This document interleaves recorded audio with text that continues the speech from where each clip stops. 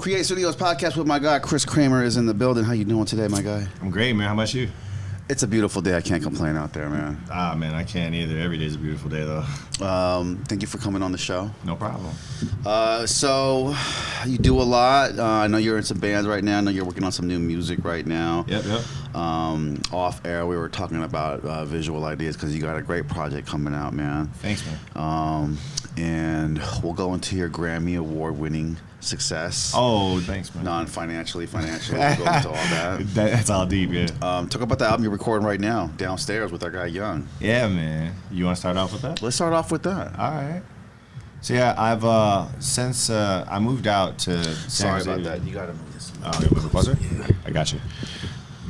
Yeah, so I've been working on a collection of songs at home in the garage, for about a year now. And I've been writing them and rehearsing them and getting them down to the point where I can sing them a cappella and everything like that. And I was like, okay, it's about time to go in the studio and lay down the official versions of them. Well, that's interesting. So, no disrespect, but you seem like a very educated, talented musician. Thank you. Having your own home studio, which is very smart because you get to bang out ideas here. But you still feel the need to come to another studio, and get the project done. I mean, engineering, it's one of those. It's not my major area. But you could do it yourself if you.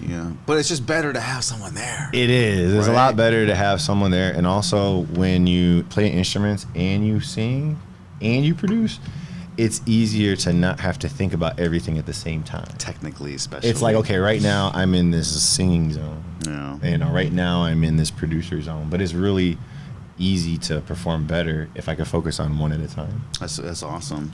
And I heard your music.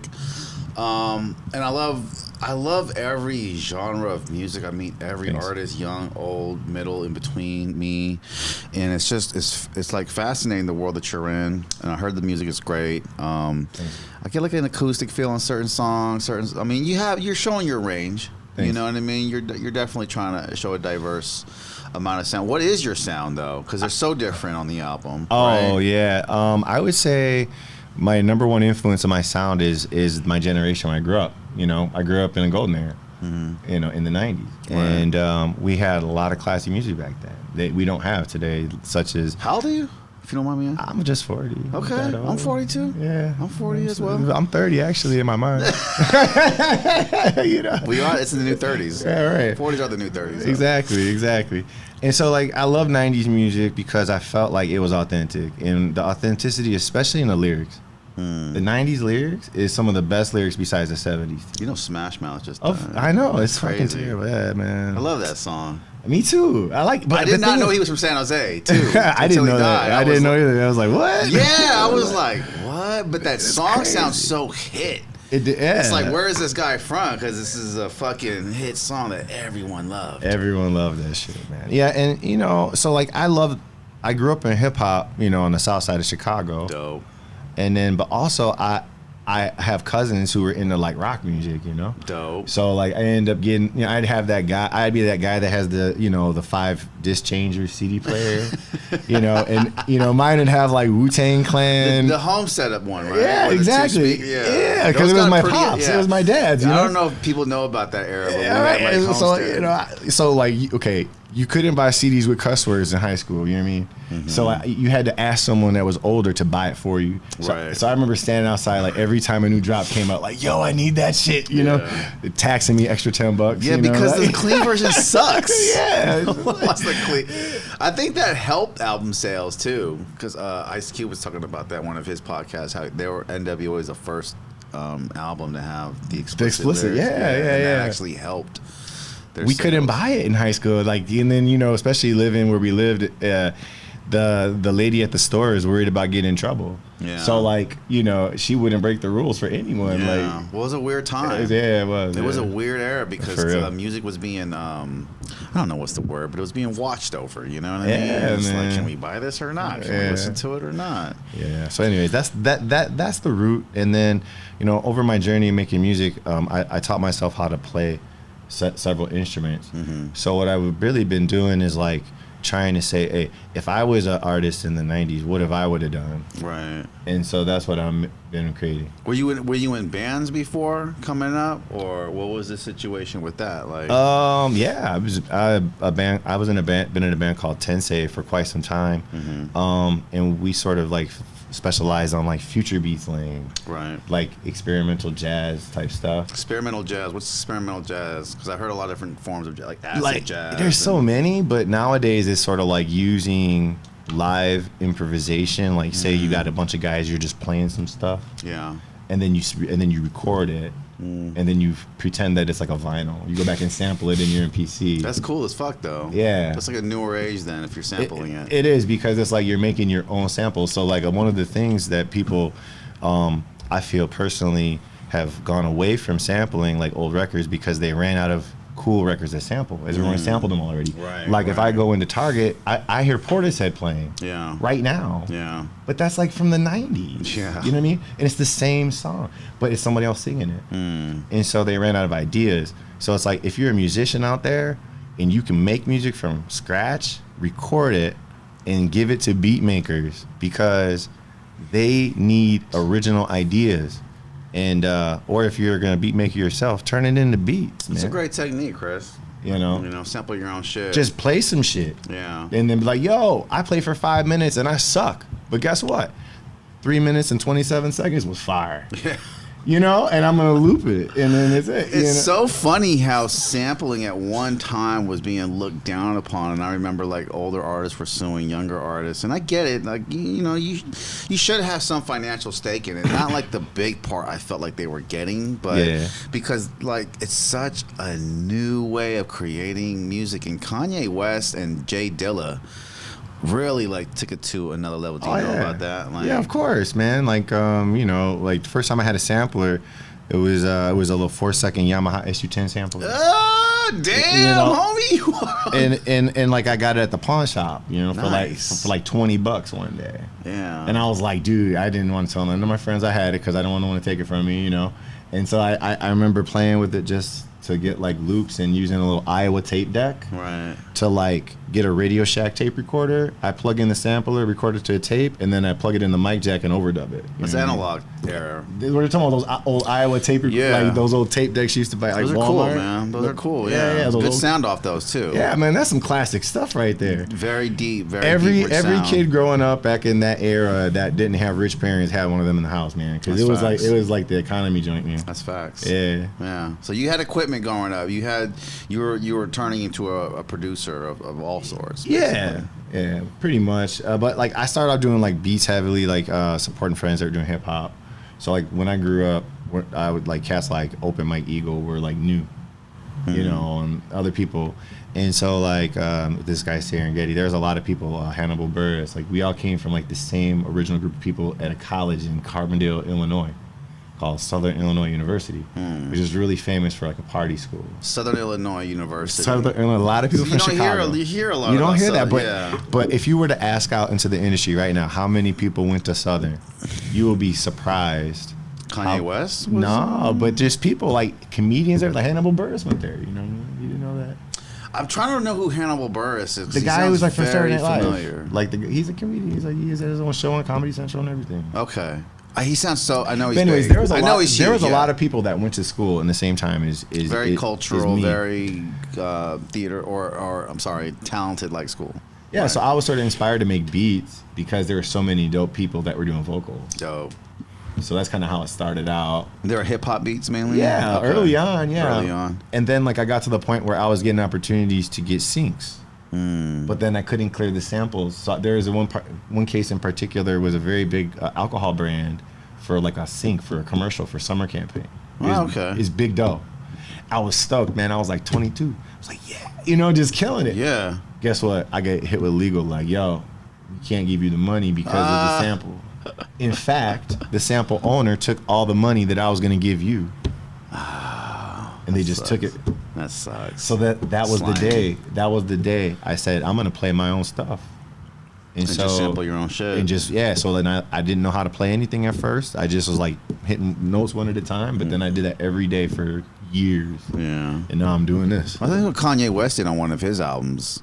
I forget. Probably. He just sampled his own. He brought in people to make it sound old, and then he sampled that. Yeah, They got sick of the rights. In fact, you're talking about my Grammy. I was fortunate enough to collaborate with Jay Ivy in Chicago. Who's Jay Ivy? I'm sorry. Jay Ivy is a spoken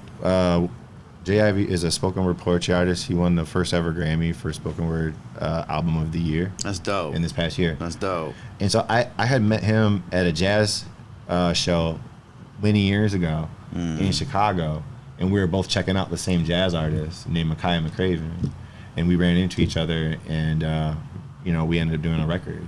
And the reason we were talking about Kanye is his wife, Tyree, is actually the singer who sang all the samples that he used. So then that's there's a very there. tight Chicago connection there. But when it comes to me, I kind of like off on the side, I was like collaborating with Javi a little bit, and then he just hit me one day like, "Yo, man, remember that one tune we were working on?" I was like, "Yeah." He said, "Can I put it out?" I said, "Sure." And they did. The next thing you know, they ran with it. That's fucking dope. Yeah, that's fucking dope. Chicago is known for spoken word a lot, or what's the deal with that? I say there is a big poetry scene in Chicago, like back in like the '90s and 2000s, and I would say that probably helped inspire JV to become the man he is today. But I don't know his whole story, but I do know that he also made a lot of progress out in New York City. So you are from Chicago area. Yeah, I am from Chicago. We talked about that off air. What are the major differences you see between Chicago and the Bay Area? I'll tell you, the biggest difference between Chicago and the Bay Area is the food. And Chicago's I got a song, better? and then I got a song about Chicago's it. Chicago's better, or hell yes. Yeah, I think okay. So they got good pizza, and they got. All right, so let me be clear. Let me be clear here about food. So like, if you're a healthy person, like I think that I am, I feel like I am a healthy person. But I have to indulge in food that isn't healthy every once in a while just to keep my sanity. Yeah. So I'm gonna eat something greasy and gross on purpose. Yeah, American because food. It tastes good. You know what I'm saying? Well, all kinds of food are greasy. And right, but when I go to like out here, like say if I want to get pizza or like a really good burger or like a bratwurst or something like that. Yeah. It's just not the same. Harry's Hot Bra. It's just not the same, man. And I think it's because in the Midwest, in the wintertime, we're forced to stay inside. So because of all that heavy winter, right? It's cold, right? That's a cold fucking winter in Chicago out here. So we have to learn how to cook. Yeah. And so just the baseline cooking skill is just way higher. Yeah. It's just the baseline. And for those that don't know, like Chicago's so cold that you can't even have homeless on the street. Nah, people die. People die. People die. They have to clear the homeless off the street. That's real shit, yeah. Yeah, because it's so fucking cold. It is, and some days, so that's why I think, and then so food is one, I'd say. Another thing about the Bay that's different than Chicago is... Well, what kind of food does Chicago have, though? Because you kind of got into it a little bit. So, like, what food is better in Chicago? Pizza. Pizza, I can see better. 1,000 times. Hot dogs. They have a Chicago dog. Anything like greasy, like gyros or like dogs or whatever. What do you want to call patty melts or just like anything greasy.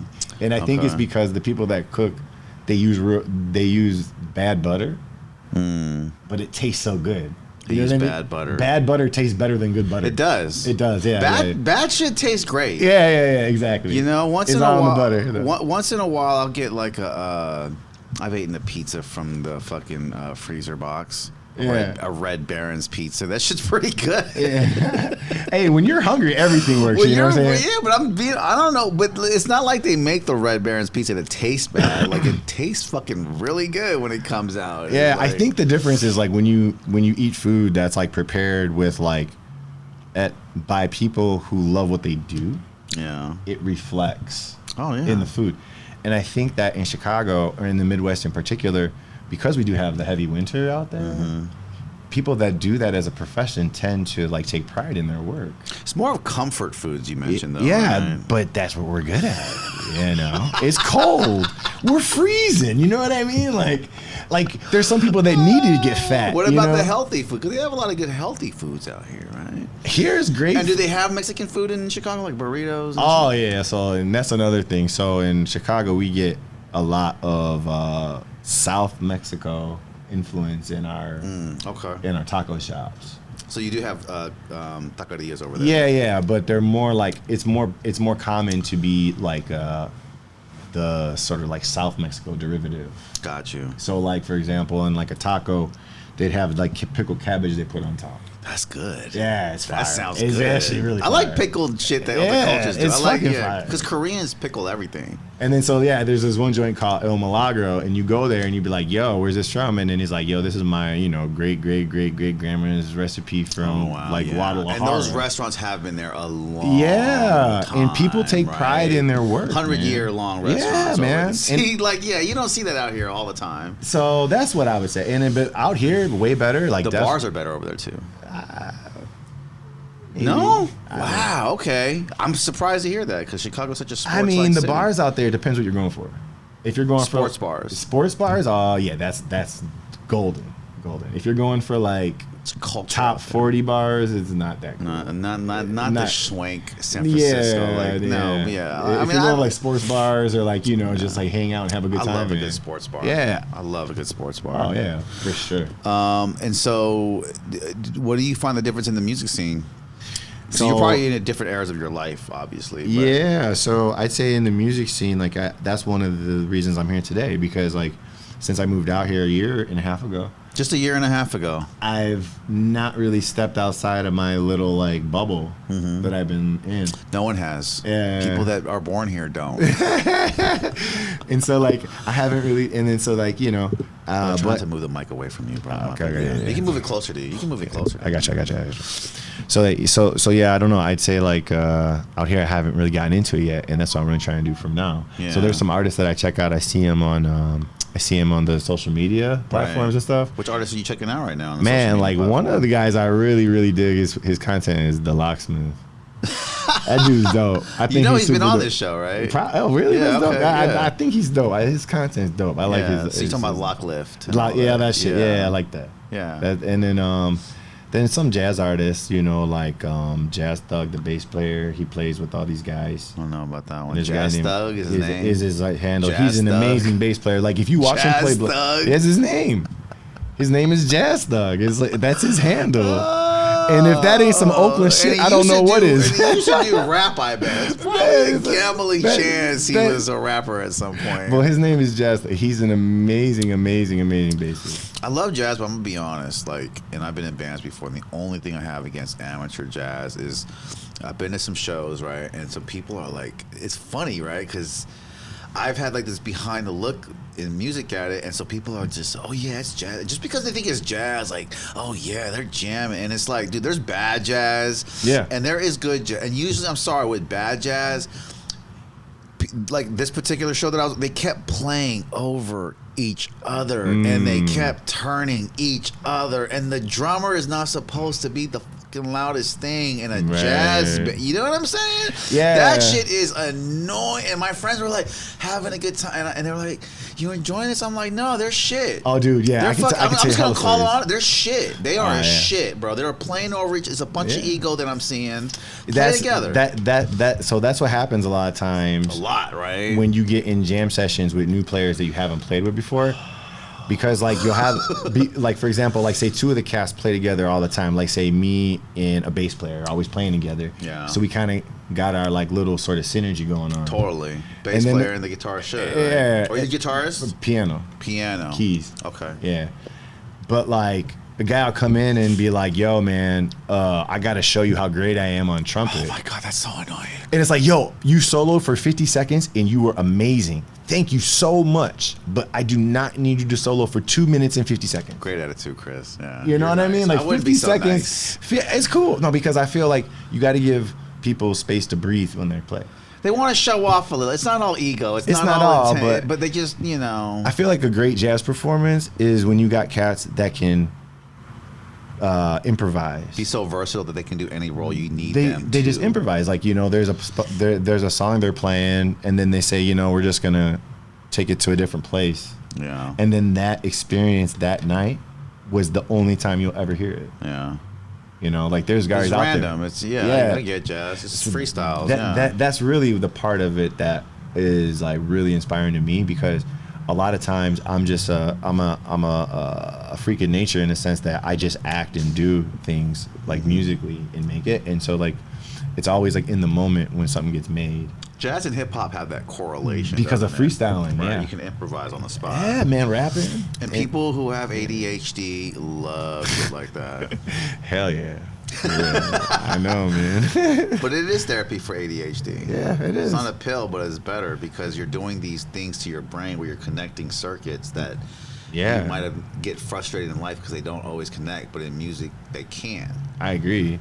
And also it's just, even if like you're not like a vocalist, even just like writing your thoughts down on a piece of paper, simple thing of putting an idea on a piece of paper, beautiful, makes a huge difference. It doesn't matter if you're going to use it to make art or not. And now they're doing it on their phone. Yeah. I talk to a lot of people who write. No one, it's dying percentage of people that write on paper. Yeah, I actually do write on paper. Me too. I write my jokes on paper. I have like a special like book I write poems in. Yeah. I don't know. For me, it's cool because like the journal book, it's like you can kind of see all the work you've done, and when you have like notebooks, they kind of belong to different eras of time for you. And I don't know. It's just cool to see all these pages with print on them, and you feel them, and they're written on. There's work on there. And with like a phone but a phone and a laptop is a lot easier. Heck yeah, I'm not gonna lie, because you can copy and paste. You can move stuff around a lot easier. You don't have to erase or cross out. And it's just easier to read. Sometimes I hate reading my own writing. I agree, but you know, I feel like just in general, like everybody is gonna have a book in their life that hopefully everyone has a book that had made some difference in the way they think.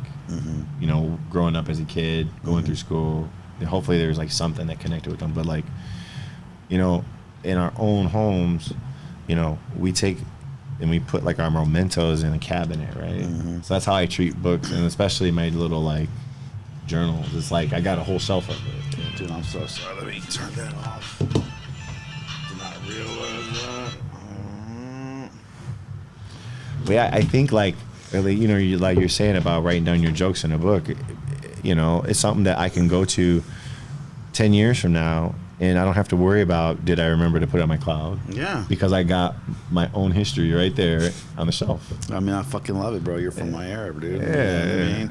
And we are an analog era, and we put stuff on pen and paper. We're actually a really special era because we can do everything that the kids do, and we can do everything that the old people do. Yeah. So you guys really need to be careful. They don't need to be careful. You need to be careful, man. Don't threaten, no. I'm not saying. I'm just saying, like, there's people but out I hear here, what you're man. saying. There's people out here. And we're like the last generation that didn't have the internet, so we got to see what life was like before the internet. Exactly. So we can compare the feeling of talking to a person in face to face. Yeah. Because we came up that way. I think there's a big misconception that kids aren't sociable, but okay, so they are and they're not. You know what I mean? And there's all kinds of factors going on, but a lot of kids are very sociable, and they have different ways to connect and still interact. It's just different. It's different. It's different because like so like I'm from an era where we didn't have the internet, so if I had to talk to a lot of people, I went to go talk to a lot of people, which is like a dying art now, because now you can just find people you correlate with a lot easier online.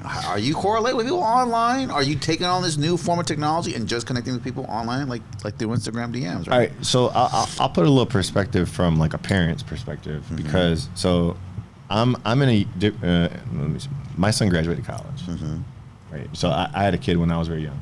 What, in Chicago he graduated? Yeah. Okay. And so I had a kid when I was very young. He graduated college, and so he had good grades in school. He's a great student. He did everything he needed to do, and he did a great job, and I'm really proud of him. But as soon as he got his first job, he didn't know how to talk to his boss in the office. You know why? Because just because you learn how to communicate with somebody through like a virtual means doesn't mean that you're ready to get into a room with someone that's your boss or someone that's going to pay you cash for doing something and actually talk to them and be able to communicate like a real person. Right. So what's happening is like a lot of kids don't know how to assert themselves. So then they end up getting in positions where they could have gotten more money, but they didn't know how to express themselves. Was his particular issue? And not what just was his particular issue? His particular issue was active listening. So he didn't listen to his boss. I mean, it's different when you're on a short, really instant response platform. Like, say you're on Discord with your friends, or you're on like one of these text things like WhatsApp. Everything's so quick, right? Right. And so he didn't really have the experience of having to sit there and listen to a guy talk to him and take everything and have to like take it in. Yeah, because you miss shit. And there's no teleprompter. It's not like you can read it. No one told him to bring a notepad because he's gonna talk a lot of shit. It's not like you can say, I don't know what that means. Let me Google it. Yeah. You can't do that in person. Yeah. You know, so there's certain challenges because guys like, say, from our generation, we were forced to sit at we were like forced to just talk, right? Which is tough. Yeah. And it was tough as a kid. So, like, now you and me obviously have a great skill to communicate and talk. I see that certain people don't have it, certain do. We could probably do sales, but that is a tough thing to learn. Yeah. It really is. So I could see why kids just wouldn't go to it. Some of them freeze up. Yeah, because there's video games. There's other cool options they could do instead of having to talk. Because I think in our day we didn't have a lot of options. I mean, we had video games, but it was such a cool premise on talking to the right people. We had to learn. Yeah, I think skills. I think like a lot of the people generations that, especially like in their 20s and younger now, they are amazing, way better than us at living online. Very much so. They like, and you know, and there's certain things that, you know, I don't even know exist out there that cats use, and they're like, yeah, man, I saved 27 minutes, you know, whatever. Yeah. Great. But I think that one of the things that's getting lost is just like people actually going outside. Absolutely, Chris. I completely agree. Yeah, the parks are empty, man. Yeah, because it's like the basketball courts are empty. Think about it. Like, think about it one way. Like, before we had hit the mic. Sorry, it'll make a noise. Yeah, sorry about it. So, think about it though. Before we had all this technology, right? People were living in tents and huts and like in the middle of they had to make it. We don't know I'm that. talking about thousands of years ago, right? I'm talking about thousands of years. We've been around for millions of years. I disagree with you. Okay, whatever the case may be. I'm if you go back to there, sorry, but yeah, I feel I at agree one with you. point we were in caves, and yes. Okay, so at one point we didn't have what we have today to help us, and so we were supposed to sort of like work with each other. Absolutely. And that required to like figure it out. Yeah. So I saw this project, this experiment this guy did, and they put rats inside of this ecosystem, right? And so when it had like a good amount of rats, because I was trying to explain to someone why we might be overpopulated, just why we might be, and so they had a good amount, like I think like 50 rats inside this ecosystem. That was a perfect amount. Everyone had a purpose. Everyone was felt and heard. It was a small enough to be that, right? And then they made it like in the average of a populous metropolitan society. So they put, I think, like 300 rats inside the same ecosystem. And rats started exhibiting mental behavioral issues. Like certain rats were biting at themselves because they weren't being talked to. Certain rats were being like outcasted. I mean, it was just this less value of you. You could feel it. The more they were, it was a less value of you. Yeah. And so rats went, that's just fascinating, I thought. It is fascinating, and I agree. And so you take that to the modern era, and like people want to value you because of your online persona or presence, totally, yeah. which is great, right? Because it's a marketing tool, right? But we have to remember there's more to people than just what you see. Yeah, you know, because what you see is just one little piece of the story. Well, I don't think you should take it too seriously. What I think happened is TV was so weird, right? You had these actors and these companies, and you had a small amount of superstars. And now, since population is growing, our superstar width has grown. Like, so now it's on social media stars, and we relate to them better because there's more of them, and they fit better personalities than the fake TV ones do. That's true. And we can kind of find people we relate to more. Yeah. I think. No, you're right. You're right. You know, it's we're always going to be in a follower like mind state. Yeah, I mean, I'd say like there's a great benefits to all this, to like the social media. Totally. You know, but there's a lot of negatives too. I just think it's like alcohol, right? So like too much anything's bad. Preach. You know, it's like, hey, I love all the things that I have, but I try my best to not take in too much of any particular one. Even thing. water. Even water. Water can kill you. How much social media do you look at in a day? I look at way too much. I think I'm on there. Like I used to be 5 bad. hours. I used to be a couple hours. Now I got it down to like 20 minutes. Okay, I'm on there like 5 hours a day. My phone said. It just depends if I get DM'd by someone. Those days tend to be more time, but yeah. But just generally like about 20 engaging. minutes. Yeah. I think DMing on Instagram is cool because you are engaging with someone. You didn't have to do some foot traffic. Yeah, no, it's cool. It me. works. It's great. You know, I just want to, you know, just like make sure that we don't, as like mankind, if you will, don't forget that hey, one day we used to live outside thousands of years ago. Yeah. Like, you know what I mean? Like, don't forget to just like enjoy the earth because we live in a very beautiful place. You know, there's fur babies out there. They connect in real life. I guess so.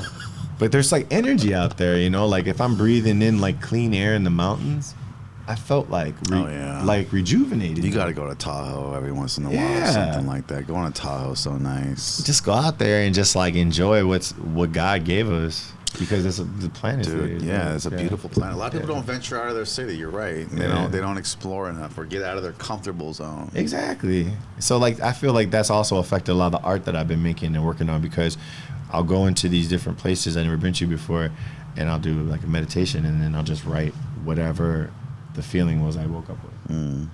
So about your Grammy, it's a small percentage of people on Earth that have a Grammy. Oh, I was part of a project that I composed strings and horns for Jay Ivy's album that won the first ever spoken word artist in Oakland, right? Or Chicago, I'm sorry. Yeah, Jay Ivy's from Chicago. Spoken word's huge in Chicago, right? Because Common seems like he has a spoken word style. He does, and there is a lot of between like Chicago and the Black Panther movement, and then also like the Lost Poets and like the New York. You know, there's a lot of poetry. The Lost Poets was one of the first. Well, they were probably known as the first rap group ever. There's debates out there, but there's debates on that though, that because they were very early on in the 70s, right? Yeah, late 70s. Yeah, for sure. And I'd say like between Chicago and New York, there's a lot of that history. There's a video of them, what conceived to be almost like the first cipher because they were kind of spitting rhymes. Yeah, they were, man. You know, the Lost Poets. That's some hip hop history right there. Yeah, man. Yeah, for sure. And so like I'd say like Jay Ivy, you know, he was part of the Kanye's project a long time ago. And so, long story short, you know, I was able to connect with him in Chicago, and we made a couple records, and he used it on his album. I got a Grammy. It was pretty cool. That's fucking awesome. Pretty cool.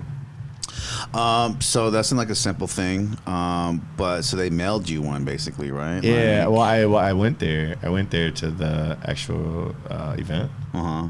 And I was in the building and all, and it was cool. And, you know, I was like dressed up and all that. Oh, you were at the Grammys? Yeah, but you know, the thing is, like, you don't want to use your phone in there, man. You can't use your phone? You can. You don't want to. I wouldn't do it. I don't know. So you are allowed to use your phone, but you didn't want to. I mean, I don't think they're looking like a fan. Like, right. I would have. I didn't. I was actually told. There was somebody's assistant that told me specifically, just leave your phone in your bag. Because you'll look like a fan. Because you'll look like a fool. And people will look at you People crazy. will be like, who's this bozo? Basically. That's interesting, though. Yeah. That's interesting culture. Grammy culture right there. I don't know. Something about that. And did you see famous people? Yeah, I couldn't believe some of the people that you were walking up next to? Yeah, I was like... Did you go up to anyone? No? I'm really like, sort of like... I kind of mind my own business. But it seemed like that there, right? Like people have their sub cliques, and you don't. Oh yeah, because you know, within that whole thing, you know, you have different teams of people that worked on different projects that were nominated. So you have all the different teams that are competing against each other. That is cool as fuck. Yeah, so it's like. Who did you see? Pick a name drop if you don't mind. Like the one person that I saw that blew me away was actually Tom Hanks. What's he doing at the Grammys? He was just there. He was there in his suit with a bow tie. It was like, wow, that's freaking Forrest Gump. Yeah. He went to Chabot College. Yeah. Chabot College is that little junior college, right? Oh, really? Right down here. That junior college right there. Chabot. It's like, if you look on the map, super close. That's where he went to junior college. Yeah, there were some actors in there that I'd say like... He's from Oakland, Tom Hanks. So. Yeah, so like that was like the one guy, because like I've always like thought he was one of the better actors. He's a really good fucking actor. And it's not like he's like this debonair looking good guy. He looks like an average guy from San Francisco. He just knows how to do it.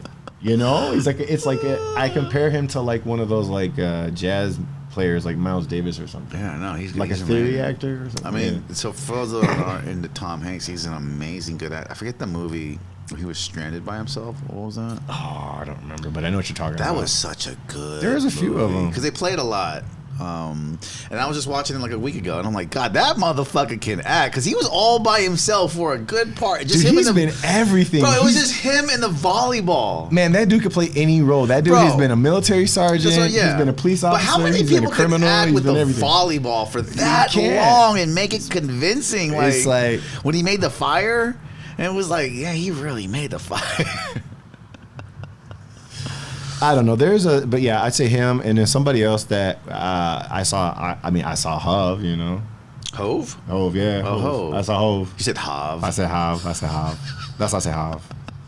That would have been funny if you, hey, what's up, That's Hov? some Chicago shit. That's his because Mexican we say cousin. Chicago, so like there's like the O's change the off sometimes. Oh, there's O's and I's get mixed up sometimes. Yeah, okay. Chicago. Shit, the O's and I's, man. That's funny, man. Chicago. You only been out here for a year and a half. Yeah.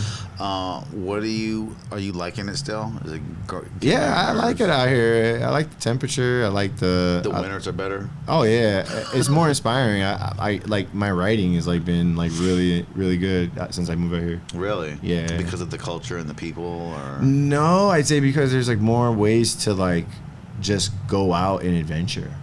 Explain. Just like for example, I pull up a map and I have a state park parking pass. Like go to any state park. Right. So I was like, okay, which one did I go to before? Well, that's fucking awesome. Yeah. And I just pull it up on a map like state park. I go like check. Oh, I never been there. Let's go. That's pretty fucking cool. And I just but back home, like you're stuck in the house for 4 months a year. Yeah. But you write pretty good, I imagine, at that time, right? But it's like cabin fever. You're not lying about that. Yeah, you know, it's like. Name the project you're coming out with. Yes. And some new music that you're dropping, if you don't mind. If you could explain that for us. For sure. So my band Tensei was asked to sample the KPM archives in London for a beat maker project that they're working on, which is like, it's called KPM Crate Diggers, actually. Nice. And there's several producers and DJs that participate in the series. Some big names too, actually, that are coming after my project. What big names? If you don't mind. I can't. Okay, don't say, but I'm telling you, it's I believe you. And for those that don't know, KPM music is one of those very rare sample sources from early hip hop era. There would be these green vinyls that you could find very rarely that would have amazing funkin' jazz samples. Green vinyls? Green, like a green cover vinyl. That's with fucking KPM. lit.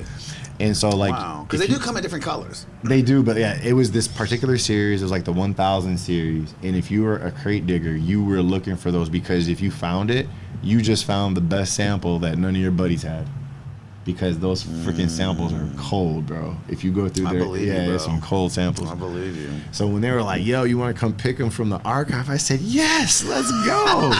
You know, like, why not? You know.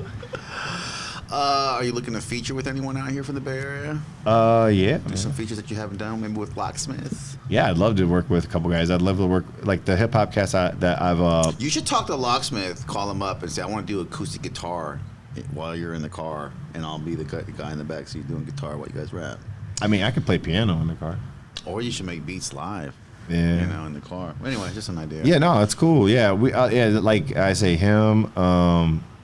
Yeah, that's him, and I really like La Russell as well. I think that they got good style. You're aware. Yeah. Chris, you are aware of what's going on in the Bay Area landscape, man. But the thing is, like, I don't consider myself like a hip hop artist. You know, I'm like more like an alternative, like kind of alternative vibe. You're very downtown Oakland, San Francisco kind of vibe. Oh, like, thanks, man. You have a very well-rounded cultural vibe. You get shit. Oh, yeah, thanks. Yeah, but yeah, as an artist, I feel myself like an alternative artist, because like people always said like I'm gonna make something like somebody because they want to achieve a certain goal. Totally. But I never looked at it that way. I looked at every time I make a piece of art, it's a part of my soul that is being put into a physical form. Well, it used to be a physical form, like with tapes and stuff. Now it's digital with vinyls and everything. But I like when I make music, I just feel it, and then I make it. Yeah. And so That's what good music does. It makes you feel it. And I don't really try to like make anything in particular. It's just sort of like what I felt that day. But I can say like coming up as a beat maker, going through thousands and thousands of records looking for that one magic sample. Yeah. I definitely have a lot of influence of going through different records, digging for them. Like sometimes you like everyone been through the soul records and the funk records or whatever. So it's like, okay, let me go look into soundtracks. Let me go look into just weird stuff. Yeah. Navajo Indian flute. Very obscure. Yeah. It's very obscure. Yeah. So you end up digging for these weird samples, and then now that I'm making it from scratch, it's like a lot of those influences just like could subconsciously come back. Yeah. And so, like, you're like, dude, how can you make a string arrangement? It's like, oh, I remember that one song I heard like 17 years ago, and I thought it would work, and I made it. Yeah. That's fucking awesome, though. Thanks. I don't know how. It's well, good music makes you feel it. You know what I mean? And it's like a very non-thinking thing, because if you kind of have to think. And that's the hard part good. about is like we have to think, because today it's like I have to have my right hashtags, I have to have my right niche, I have to have everything has to be in this linear sort of. Well, it does, yeah, in a sense. Yeah, we want structure. Yeah, sure. It has to be like in this sort of like thing, and so that's the hard part when you like want to make authentic art. It's like you can't really, the art makes itself. Yeah. You can't manufacture it and make something authentic. You can manufacture a hit, you can manufacture a hot track all day, but you can't manufacture Janis Joplin. No. You can manufacture Guru. You know what I'm saying? Yeah. You couldn't manufacture a lot of artists because they were genuinely about they their were craft. experimenting, those guys, though. You know what I mean? Yeah. They were. That is cool about music, because music resembles in us the complexity of change and adaptation. Yeah. So we're constantly looking. I mean, it's very hard to keep up in America, because I think like maybe in other cultures that music has been the same for whatever long or whatever, but hip hop has been like, no, let's keep changing the sound. And then this is another thing I want to ask you. Like, Absolutely. Why do you think that hip hop, in particular, and R&B, tends to like put an age limit on artists? Let me ask that question again. Well, man, I think you questioned it right. I'm gonna honestly say this is. So a lot of my friends, will comment like, "Oh, all the music today is trash," and I always ask everyone 30 that says that, like, "Well, tell me something, my guy. When was the last time you bought some music?" And then they kind of go blank, and oh, okay, so meaning all the artists you would love to hear, you're not supporting because you're 30. Because you're out there doing cooler shit now that you're not in secure youth. You're going on trips, you're having a girlfriend, you're getting deep in your relationship, you're saving for a house, and so that's not going toward these musicians. No, it's not. So a lot of music that is fueled by rebellionism, that makes you inspire enough to go buy it, is youth. And when you're youth, you only have enough money for dumb shit, which part of the budget is music, because that makes you. How often do you listen to it, right, and how much does it control your emotion throughout the day? A big part. It's a huge investment as a growing adult, right? And so I think adults need to complain less and buy more. They need to. There is good music. There's Kendrick Lamar. There's J. Cole. There's a lot bunch of of good. There's a bunch of good stuff Thanks. they could go out and support, but they just complain. Yeah, I have an opinion about that too. If you're gonna take the time to complain about how bad music is out there, and you don't go buy records, and you don't go check out the record shops and look at the guys who are putting out new vinyls that is a brand new music, right? Then you have really no business complaining. I mean, you just have no business. And the thing is about this is there's so much good stuff out there, but you literally are not talking about J. Cole. And you brought up some artists you don't like. We've only had 3 minutes to talk with Chris Kramer, and I'm going to spend that 2.5 about an artist I don't like. Right. Why do you think they're winning? Yeah. Why do you think they're winning? You know what I mean? Probably because like money, I guess. Well, it's just like I think it's a lot, but investment. We're just, I don't know. I think it's like a comedian thing. We're always mad at the newer comedian. We're always mad at the new kid on the block. I don't think you have that. I think what I see from you is a love from all cultures. There's people that shine out because of that. And so I was going to say with you, like if younger artists want to reach out to you for features, I think they should. Cause that'd be dope. Cool sound, R&B-ish like sound. I play keys, I write lyrics, I compose, I do all kind of stuff. And yeah, You're I'm very down. talented, and I think Thanks. you would be doing some features with some younger artists. Heck and, yeah, I'd be down for that. You know what I mean? You fit that vibe. I think I'm open to like collaborate with artists that are willing to try something new, Yes. you know, and to like not be afraid to be different, because guess what? Everyone's the same. I think that's you, and I think if it were to hit in a way that you can't envision it, I think social media will play a huge part in your career, and it's something you wouldn't have seen. You know what I mean? Yeah, it could be, but you know, I'm really encouraged. Like anyone that's like, if you're like an established artist, especially or up and coming artist, and like you reach out to me, and if I'm feeling your stuff, I'm down to like collab. But I just want to make you do something new. Yeah. You know what I mean? Because like I'm a music maker, so I can like create something that sounds like something. It's like easy. It's like, yeah, can you make something that sounds like what happened if Curtis Mayfield and Fela Kuti made a beat together? What's it gonna sound That's like? fucking awesome, dude. I come up with something. Chris Kramer, man, anything you want to say before we get out of here? No, but thank you very much for the time, and I'll be releasing new music as my band Tensei, as well as new songs with me on the mic as well, and I can't wait to come play out. Man, my guy Chris Kramer has some dope music. Go look him up. CRIS, right, Chris? CHRIS Kramer, or it's like Who is Kramer? You know, there's so many Kramers out there, so just type in Who is Kramer, and that's me. Dope music. Check out his bio. Check out the Instagram. Check out the clips that are coming. The whole interview will be in my link in bio. I want to really thank my guy, Grammy-nominated winning artist Chris Kramer. Hey man, thanks a lot for having me out here, man. And that's it's a nice thing to do. Record at my studio, man. Take care of all my people, man. Yeah, all my peoples out there, go check him out. Go listen. Go download his music. Anything you want to say before we get out of here? Nah, just thank you. Thank you very much. Yeah.